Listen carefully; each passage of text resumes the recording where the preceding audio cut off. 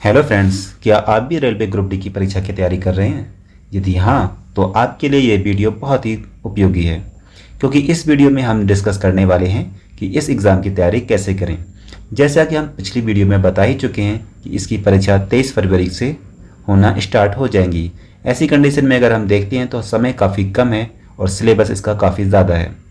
इसलिए यदि आपने तैयारी को एक निश्चित योजना के तहत नहीं किया तो शायद आपका सिलेबस कंप्लीट नहीं हो पाएगा।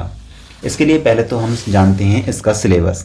जैसा कि आप जानते हैं, इसमें जनरल अवेयरनेस के 20 क्वेश्चंस आते हैं, मैथमेटिक्स के 25 क्वेश्चन आते हैं, जनरल साइंस के भी 25 आते हैं और रीजनिंग के आते हैं 30 क्वेश्चन। अगर आप ध्यान से देखेंगे तो इसमें मैक्सिमम पार्ट जो है हमारा मैथ, साइंस और रीजनिंग, ये 3 पार्ट हमारे बहुत ही इम्पोर्टेंट हैं। तो सबसे ज़्यादा हमें तैयारी इसी की करना है। मैं ये नहीं कहता कि आप जनरल अवेयरनेस को बिल्कुल ही छोड़ दें, उसकी भी तैयारी करें, लेकिन मेन फोकस आपका साइंस, मैथमेटिक्स और रीजनिंग पर होना चाहिए। अब हम बात करते हैं एग्ज़ाम के पैटर्न की।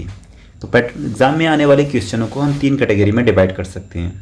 पहली कैटेगरी में लगभग 50 से 60% क्वेश्चन आते हैं, वहीं दूसरी कैटेगरी से लगभग 25% क्वेश्चन होते हैं और तीसरी कैटेगरी में केवल 15% क्वेश्चन ही आते हैं। फर्स्ट कैटेगरी में जो 50 से 60% क्वेश्चन होते हैं वो नॉर्मल क्वेश्चन होते हैं जो अधिकतर लोग कर लेते हैं और ये हमें एग्ज़ाम को क्वालिफाई कराते हैं। सेकंड कैटेगरी में जो 25% क्वेश्चन होते हैं, इनका लेवल उनसे थोड़ा सा टफ होता है और यही वो क्वेश्चन होते हैं जो हमें सिलेक्शन दिलाते हैं। इसके बाद अगर हम बात करते हैं तीसरी कैटेगरी की, तो 15% वो क्वेश्चन होते हैं जो हमें काफ़ी टफ लगते हैं और अगर हम उनको सॉल्व करने में फंस जाते हैं तो हमारा काफ़ी टाइम बर्बाद कर देते हैं और हम बाकी का पेपर छोड़ जाते हैं।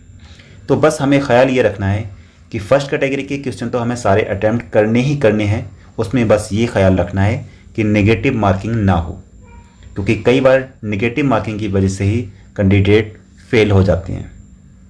तो फर्स्ट कैटेगरी में सिर्फ हमें नेगेटिव मार्किंग से बचते हुए मैक्सिमम क्वेश्चन को अटैम्प्ट करना है। जो हमारा सेकेंड पार्ट है 25 क्वेश्चन का, इस पार्ट को भी हमें करना है, लेकिन बहुत ही एहतियात के साथ। अगर आपने ये 2 पार्ट ठीक तरीके से सॉल्व कर दिए तो आपका एग्ज़ाम 100% क्रॉस हो जाएगा। अब हमारा बचता है तीसरा पार्ट, जिसमें लगभग 15 क्वेश्चंस होते हैं। ये वो पार्ट है या तो आपको टॉपर बना देगा या आपको एग्ज़ाम से बाहर कर देगा, क्योंकि ये क्वेश्चन ऐसे होते हैं जो बाकी सारे क्वेश्चनों से थोड़े टफ होते हैं। अगर आप इसमें उलझते हैं तो उन क्वेश्चंस को आप फ़ौरन ही स्किप कर दें, अदरवाइज़ ये क्वेश्चन आपका या तो टाइम बहुत ले लेंगे या फिर आप उनको गलत कर देंगे और नेगेटिव मार्किंग की वजह से पहले के 2 पार्ट्स में जो आप क्वेश्चन सही भी कर चुके हैं उनका भी आपका लॉस होगा। तो ये ख्याल ज़रूर रखें कि तीसरे पार्ट को हमें सिर्फ उतना ही करना है जिसमें हमारा टाइम बर्बाद ना हो और गलत ना हो, क्योंकि नेगेटिव मार्किंग बहुत ही बुरा इफेक्ट डालती है। आइए इसको थोड़ा सा समझते हैं। मान लीजिए 2 कैंडिडेट हैं, ए और बी। ए कैंडिडेट 80 क्वेश्चन करता है जबकि बी कैंडिडेट केवल 60 क्वेश्चन अटैम्प्ट करता है, लेकिन ए कैंडिडेट 30 क्वेश्चन गलत करता है और बी कैंडिडेट केवल 15 क्वेश्चन ही गलत करता है। ऐसी कंडीशन में ए कैंडिडेट के 50 क्वेश्चन ठीक होंगे जबकि बी कैंडिडेट के ओनली 45 क्वेश्चन ठीक होंगे। अब हम बात करते हैं नेगेटिव मार्किंग की। अगर 1/3 नेगेटिव मार्किंग के अकॉर्डिंग दोनों के नंबर घटाए जाएं तो ए कैंडिडेट के 10 नंबर कम हो जाएंगे जबकि बी कैंडिडेट के ओनली 5। इस तरह से दोनों कैंडिडेट के 40-40 नंबर्स ही आएंगे, लेकिन ये देखने में 40-40 बराबर ही हैं और रियल में भी बराबर हैं। लेकिन अगर इसका नॉर्मलाइजेशन होता है तो बी कैंडिडेट ए कैंडिडेट से काफ़ी आगे दिखाई देगा, क्योंकि उसने गलतियाँ कम की हैं।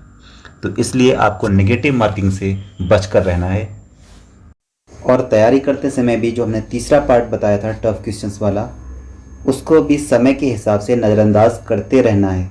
पढ़ना है लेकिन समय के अनुसार, उसमें ज़्यादा टाइम बर्बाद नहीं करना है।